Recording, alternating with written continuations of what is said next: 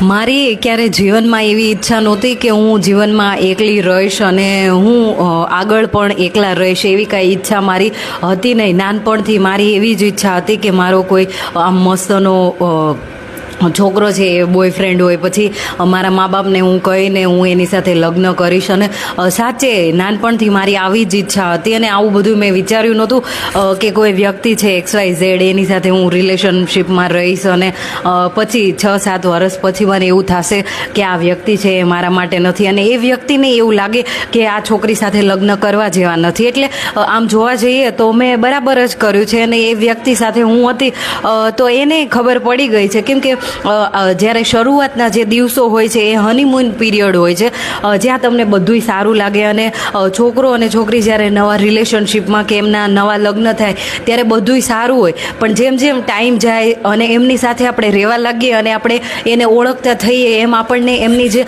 કમીઓ છે એ દેખાવા લાગે અને આપણને એમ લાગે કે ભાઈ આ વ્યક્તિ મને નહીં મજા આવે, આ આવું કરે છે તેવું કરે છે, તોય પછી આપણે એડજસ્ટ કરવાનું વિચારે કે ના આને તો હું બદલીને જ રહીશ.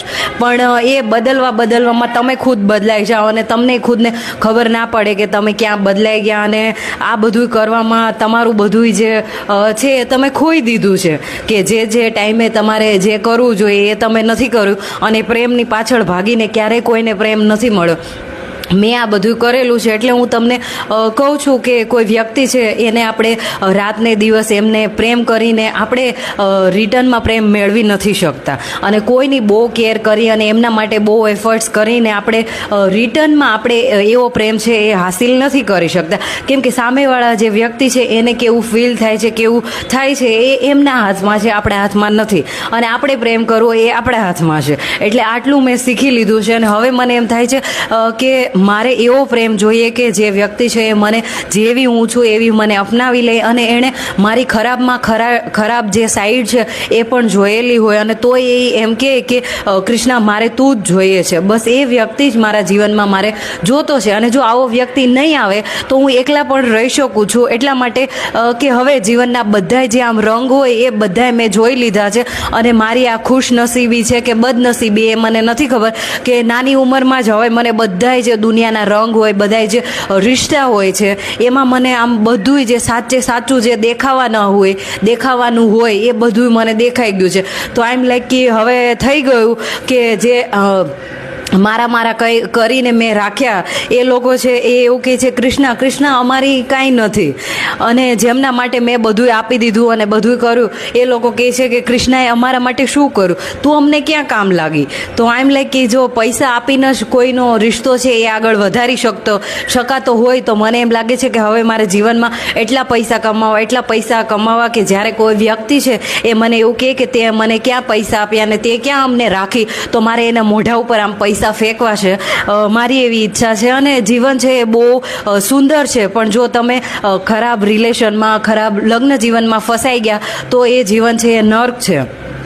તો તમે એકલા હશો તો જીવન છે એમાં તમે ક્યારેય કાંઈ મરી નથી જવાના. ઘડીક 2-4 ઘડી માટે તમને એવું લાગે અને આ સમાજવાળા જે લોકો છે એ તમને કન્વિન્સ કરશે કે તમે લગ્ન કરી લો અને મને બધાય કહીને થાકી ગયા કૃષ્ણા લગ્ન કરી લે તારી જિંદગી છે એ પછી બરબાદ થઈ જશે, પછી તું આગલી જીવનમાં શું કરીશ, પછી એકલા શું કરીશ, પછી ઘરડી થાય ત્યારે શું. પણ ભાઈ અત્યારે જ્યારે મારે જે પ્રેમ જોઈએ છે, હૂબ જોઈએ છે એ મને કોઈ XYZ વ્યક્તિ છે એ આપી ના શકતો હોય અને હું જે પ્રેમ ડિઝર્વ કરું છું એ પ્રેમ મને મળતો ના હોય તો કોઈની સાથે મારે પરાણે રહેવામાં મને કાંઈ ઇન્ટરેસ્ટ નથી. મને અરેન્જ મેરેજ, લવ મેરેજ એમ મને કાંઈ કરવા નથી. કોઈ પરાણે કોઈ વ્યક્તિ એવું કહે કે હું તારી સાથે રહીશ અને મેં તારી સાથે વાદો કર્યો છે કે 6-7 વર્ષથી હું તારી સાથે રહું છું તો હજી હું રહીશ, તો મારે એવું નથી જોતું. મને ક્લિયર કટ એવું જ જોઈએ કે અત્યારે હવે એણે મારી ખરાબ સાઈડ જોઈ લીધી હોય અને તોય એવું કહેતો હોય કે હા મને કૃષ્ણા જોઈએ છે તો જ મારે કોઈ વ્યક્તિ સાથે રહેવાનું છે. બાકી એકલાય જીવન છે એ બહુ ખૂબસૂરત છે અને આપણે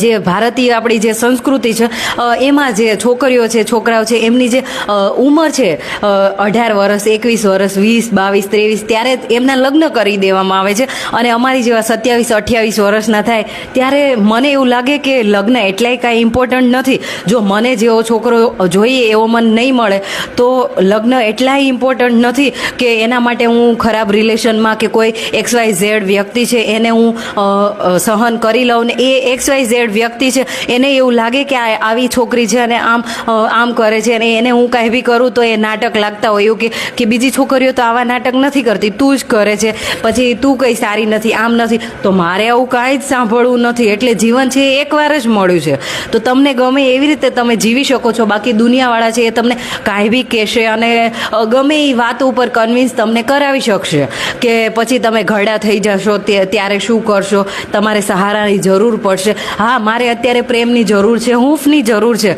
પણ મને એવું નથી લાગતું કે કોઈ XYZ વ્યક્તિ છે એની પાછળ આગળ પાછળ ફરી અને પછી હું એ પ્રેમ છે એને હું મેળવી લઈશ, એને હું કહીશ કે પ્લીઝ પ્લીઝ પ્લીઝ તું મને માફ કરી દે, મારી સાથે રહી જા. પણ એને નથી રહેવું તો તમે એને કન્વિન્સ નથી કરી શકતા.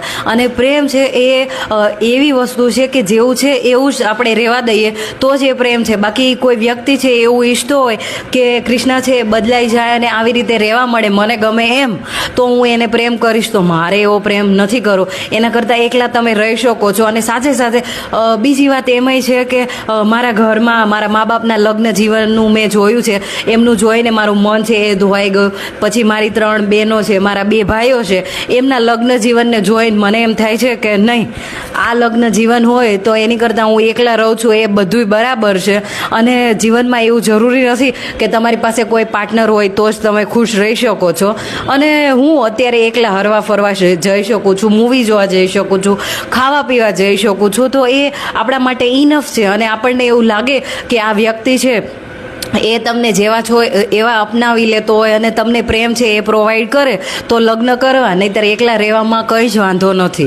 ધન્યવાદ. અને સોસાયટી છે એ તમને કાંઈ પણ કરીને કન્વિન્સ કરશે, તમને ક્યારેક ગિલ્ટમાં નાખીને કે જો તો આ છોકરી કેવી છે, અમારી છોકરી છે એને અમારે લગ્ન કરાવી દેવાતા અને આમ કરાવી દેવું હતું અને એને આમ કરી લીધું હોત ને આ છોકરા સાથે લગ્ન કરી લીધા હોત, આ ઉંમરે લગ્ન કરી લીધા હોત, તો લોકો છે એ તમને બધી વાતે કન્વિન્સ કરશે. અને દુનિયાની હું કાંઈ એક એવી છોકરી નથી કે જે એકલી રહીશ. મારી સામે એવા ઘણા ઉદાહરણ છે અને તમારી સામે એવા ઘણા ઉદાહરણ છે કે જે એકલા રહ્યા છે, જીવી ગયા અને મરી પણ ગયા છે. તો એવું કાંઈ જ નથી. કેટલી સ્ત્રીઓ છે, કેટલા પુરુષો છે એકલા જીવન જીવ્યા છે અને જીવી પણ ગયા છે અને સારી રીતે પણ જીવી ગયા છે. તો પ્લીઝ તમે એવું કંઈ વિચારતા નહીં કે સમાજ શું કહેશે અને કેવું થશે. જો આપણને એવું ના લાગે કે લગ્ન કરવા છે ત્યાં સુધી તમારે કોઈની વાત માનવી જોઈએ નહીં. ધન્યવાદ. અને હું પણ એવું જ કરીશ, જ્યારે મારું દિલ એવું કહેશે કે કૃષ્ણા મારે લગ્ન કરવા છે ત્યારે જ કૃષ્ણા લગ્ન કરશે.